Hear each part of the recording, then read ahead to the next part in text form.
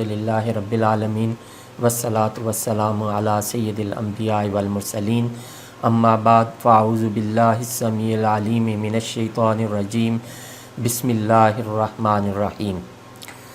رمضان المبارک فہمی کورس میں آج ہماری گفتگو کا عنوان رمضان المبارک ذریعہ تربیت۔ اللہ سبحانہ و تعالی نے ہمیں رمضان المبارک کا بابرکت مہینہ عطا فرمایا۔ اب ہم نے یہ دیکھنا ہے کہ ہم اس کی رحمتیں برکتیں کیسے سمیٹتے ہیں۔ خوش قسمتی سے اللہ تبارک و تعالی نے ہمیں یہ موقع نصیب فرمایا ہے، ہم اس کا حق کیسے ادا کرتے ہیں، اس کے ذریعے ہم اپنی تربیت کیسے کرتے ہیں۔ رمضان المبارک کے مقصد کو نہ سمجھنا اور اس کو پایہ کی تکمیل تک نہ پہنچانا گھاٹے کا سودا ہے۔ سب سے پہلے انفرادی طور پر سوچیں کہ میری زندگی کے جتنے سال گزر گئے ہیں، مجھے بالغ ہوئے ہوئے جتنا عرصہ گزر گیا ہے، مجھے زندگی میں جتنے رمضان نصیب ہوئے ہیں، میں نے اب تک جو ان رمضانوں میں کیا ہے، اب میں نے اس رمضان میں اس سے بہتر کرنا ہے، اس سے جو ہے وہ بہتر کرنا ہے اور نیکیوں میں سبقت حاصل کرنی ہے، نیک اور خیرات میں، بھلائی میں اور فلاح میں میں نے آگے بڑھنا ہے۔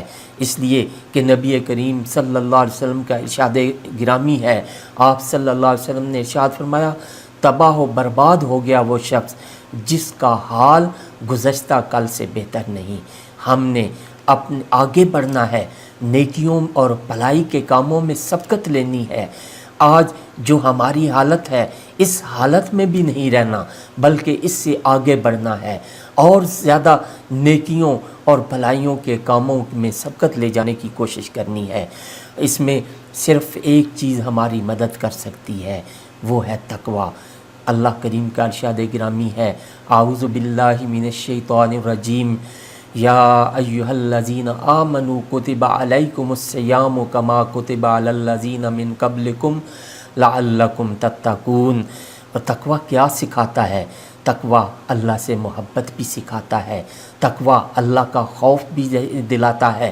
انسان فطری طور پر کمزور ہے، کبھی وہ خیر اور بھلائی کے کاموں میں جو ہے وہ چستی کا مظاہرہ کرتا ہے اور کبھی غفلت و تساہل کا جو ہے وہ شکار ہو جاتا ہے، اور آگے بڑھنے میں اندر اور باہر کی رکاوٹوں کو دور کرنے میں تقویٰ اور اللہ تعالیٰ کے ساتھ مضبوط تعلق جو ہے وہ ہر قسم کی رکاوٹوں کو دور کر کے انسان کی نیکیوں اور بھلائی کے کاموں کی رفتار کو بڑھا دیتا ہے۔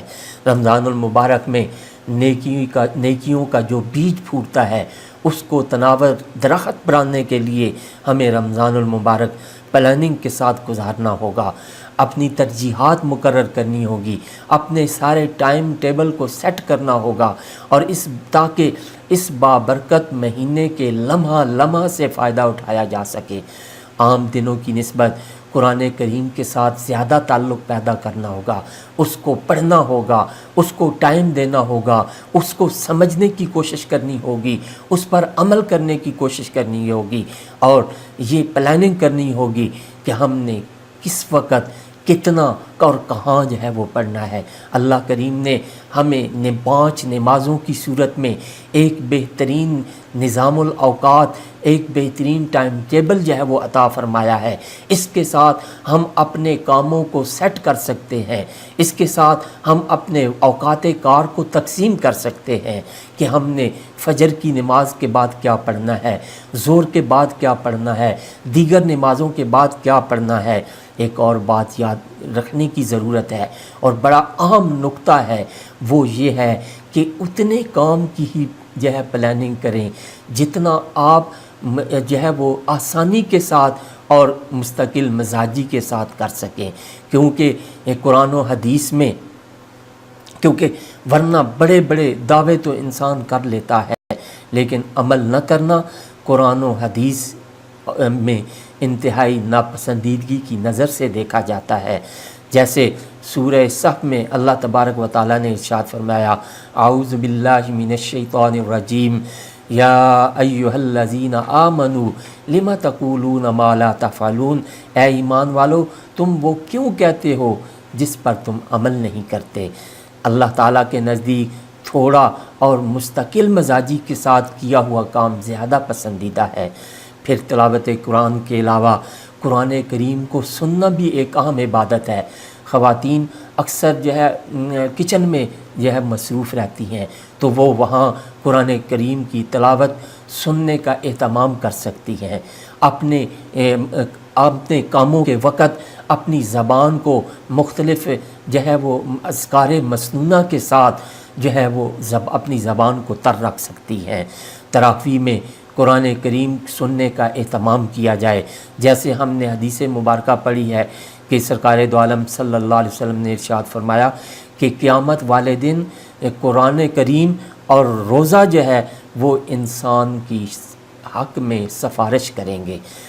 رمضان المبارک اللہ سے دعاؤں کا مہینہ ہے، یہ دعاؤں کی قبولیت کا مہینہ ہے۔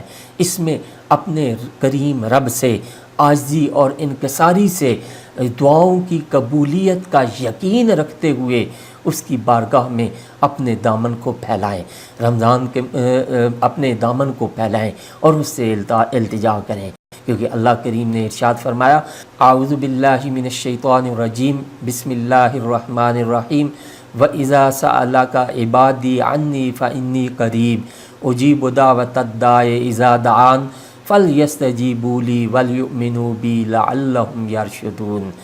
وَإِذَا سَأَلَكَ عِبَادِي، اور اے میرے محبوب جب میرے بندے میرے بارے میں پوچھیں، فَإِنِّي قریب، تو انہیں بتاؤ کہ میں ان کے قریب ہوں۔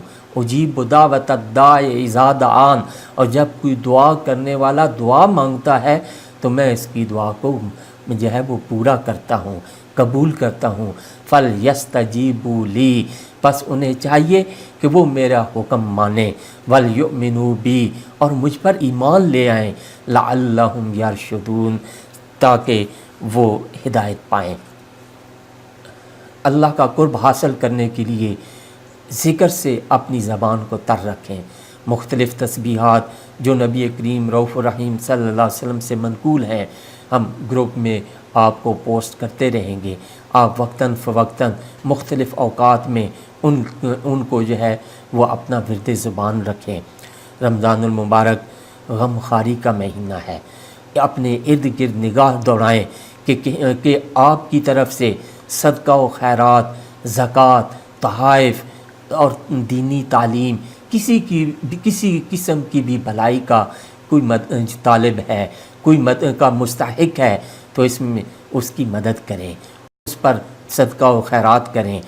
اس میں سب سے پہلے اپنے قریبی رشتہ داروں کو ترجیح دیں، خصوصاً اپنی نمازوں میں خشوع و خضوع لانے کی کوشش کریں، تاکہ یہ محنت آپ کے سارا سال آپ کی عبادتوں میں حسن و جمال لانے کا وہ باعث بنے۔ خصوصاً میری آپ سے گزارش ہے کہ غصہ، دوسروں کی کڑوی کسیلی باتوں کو برداشت کرنے کا وصف اپنے میں پیدا کریں۔ کثرت کلام، فون اور سوشل میڈیا پر لایعنی پوسٹ، گفتگو کرنے سے اجتناب کریں۔ بازاروں میں بے مقصد شاپنگ کے لیے گھوم کر اپنا قیمتی وقت ضائع مت کریں۔ اپنی ذات پر خصوصی توجہ دیں۔ اپنے اندر کی خامیوں اور برائیوں اور کوتاہیوں کو درست کرنے کے لیے رمضان المبارک ایک بہترین مہینہ ہے۔ رب کریم ہمیں اس پر عمل کرنے کی توفیق عطا فرمائے۔ وآخر دعوانا ان الحمد للہ رب العالمین۔